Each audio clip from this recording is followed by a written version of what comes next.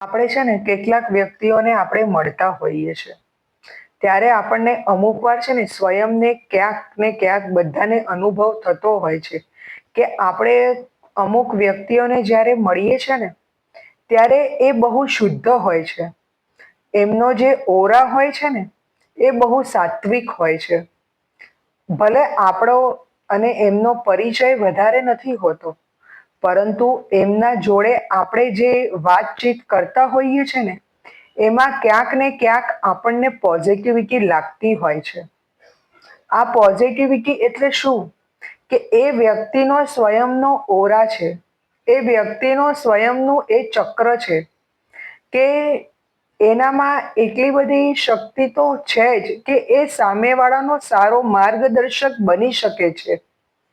એટલે મિત્રો, આપણે છે ને સ્વયમે પણ એ સુધી પહોંચવા માટે છે ને પ્રયત્ન કરવા પડે છે.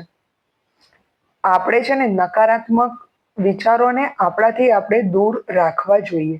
હા, એ રહેતા નથી, વાત સાચી છે, પરંતુ આપણે પ્રયત્ન તો જરૂર કરી શકીએ છીએ. જો આપણે સ્વયં પોઝિટિવ વિચારો જ્યારે રાખીએ છીએ ને તો ત્યારે ક્યાંક ને ક્યાંક આપણા અંદર પણ છે ને એ પોઝિટિવ ચક્ર એ નિર્માણ થતો હોય છે અને એ આપણો ઓરા બનતો હોય છે.